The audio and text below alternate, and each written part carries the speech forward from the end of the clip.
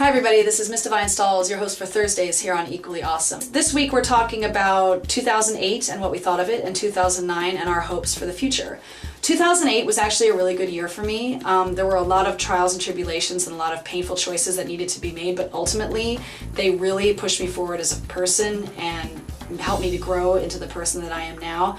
I can honestly say that I really like myself. I think my focus and my direction is much more precise and much more beneficial towards myself and where I want to go in life, rather than what's the best thing for this person, what's the best thing for this person. I think some of the biggest lessons I learned through going through what I did was there's no nobility in dimming your own light to let someone else's shine brighter. So I stopped being the friend that was there for everyone except myself, and I ended up getting rid of some friends, more like frenemies, who weren't serving me at all. I got out of a really bad relationship. I got out of a really bad job and found a different one, and then realized that office admin stuff is not what I want to do anymore because it's not rewarding and not fulfilling. It's not in the trenches on the front lines like I like jobs to be, like I liked with the job that I've held the longest. It holds no reward, so I'm just not going to do them anymore. It's like I'm not going to chase a dragon that doesn't want to be caught. So now I'm focusing on a new three-prong attack for jobs. It has to be something that has camaraderie. It has to be something that has immediate long-term gratification. I want to see the good that myself and my coworkers or cohorts or whatever are doing, rather than just hearing about it secondhand. I know that sounds a little weird, but that's the case at a lot of jobs that I've had. I'm focusing on the medical industry, the nonprofit industry, the news industry, and working with at-risk youth and kids. I'm also reading a lot more.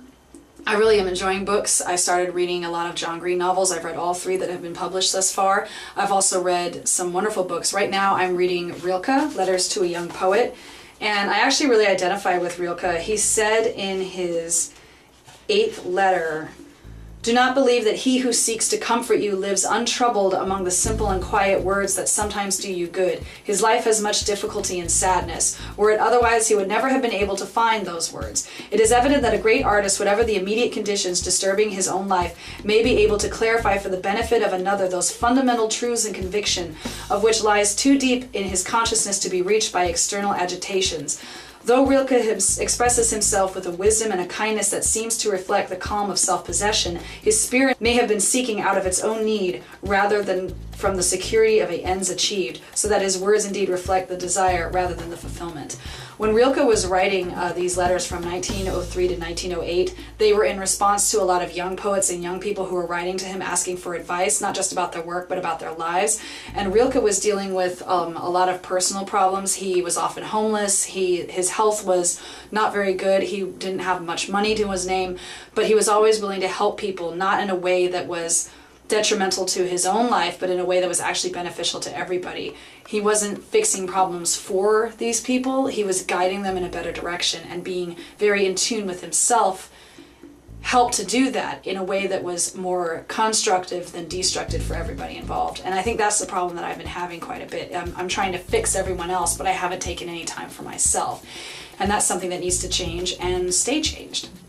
Lastly, I'm going to continue with a lot of health changes that I've made. I'm going to continue running. I'd like to do some more 5Ks. I'm toying with the idea of doing the cancer 3-day walk, although registration and funds and such, depending on when it is and when I get another job, will be a factor in my participation of that, but I still am looking into it. The thing about resolutions, though, for me is that I just don't think they're very great. They're usually based on something that you think is wrong with you. I'm fat, I need to lose weight. I don't like my job, I need to get a better one. I don't make enough money, I need to make more.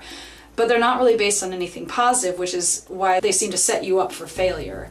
You know, if you don't reach a size 6 by June, you think you're a huge fat ass, which is totally not the case at all.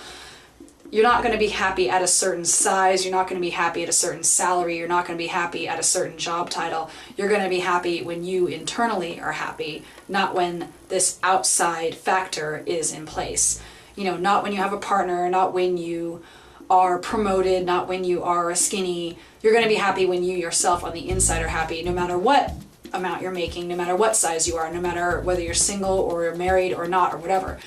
And that's what I really want to focus on, is working on the inside so that I can do better on the outside. That's it for me for this week. Thank you everybody for all your honesty and candor. Have an excellent rest of your week and a super weekend.